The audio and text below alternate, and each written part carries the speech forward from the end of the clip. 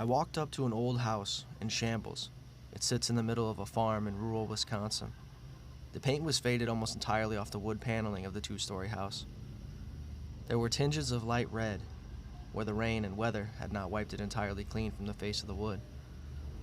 The barn over to the side was blackened and charred, as only half of it stood after a fire.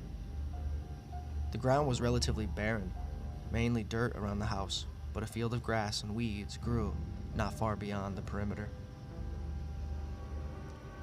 I walked up towards the house and onto the creaky porch. It was a hot, humid day of summer, and I took my sunglasses off as I reached the shade of the porch. I looked down at my watch and I saw it was starting to get late, and the sun would be setting soon, 7:45. There were a set of windows to each side of the centered door. They were covered in dirt and had the look of fragile, antique windows. The door used to be a pale white door, but now only part of the door remained. It was chipped and splintered from force, and was patched with a large piece of plywood. I grabbed the knob and attempted to turn it open, but to no avail. It seemed as though someone had locked it. The fact that the lock worked at all amazed me. It only took a small amount of force to ram the door down. The inside of the house was just as depressing. It was completely bare. There wasn't so much as a piece of furniture in the house.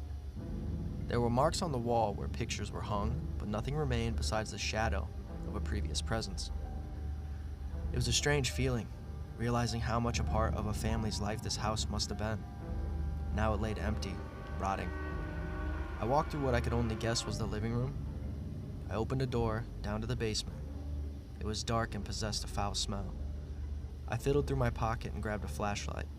I turned it on and walked down the steps. At the bottom, there was a pull string for a naked bulb hanging from the ceiling. After a quick pull, it glowed and produced a yellow film over the dark basement.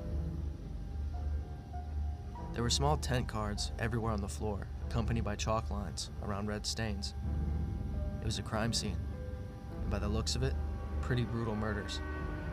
There were chains on one of the walls with crimson stains around the hand restraints. There was a metal table that started to gather rust in the center of the room with some restraints on it. The wall against the staircase held a workbench with various tools, many of which were stained with blood. There was a bloody bathtub on the far end of the room with meat hanging hooks above it. The concrete floor was red in many places, but it had a strangely beautiful swirling pattern that led to the drain under the table. I walked to the opposite end of the room and saw a sliver of light shining onto the floor. I went to inspect the source and found the cellar door. I walked up the few stairs and unlocked the hinges. I swung the creaky doors open and saw a beautiful sunset. I sat there for a moment, taking in the last bit of sunlight from the orange-pink sky. I walked around the house and the night began to take shape. My car sat in the driveway alone. I noticed it looked like it was shaking. I cautiously walked closer to it, grabbed the keys from my pocket. I started to hear a muffled cry. I unlocked the trunk and opened it. I jumped at the sight. He shouldn't be awake yet. There was a slender man, tied up with duct tape. He was trying to scream something through the tape that was over his mouth, but only muffled cries escaped. His eyes were filled with true fear as he looked up at me. I curled a malicious grin. I lifted him out of the car and began dragging him towards the house. I dragged him down the stairs and into the basement. I began to restrain him on the table as he screamed for help. I couldn't help but grin under the surgical mask I wore. His screams were so elegant and beautiful. Once he was strapped in, I grabbed a knife from my tool bench.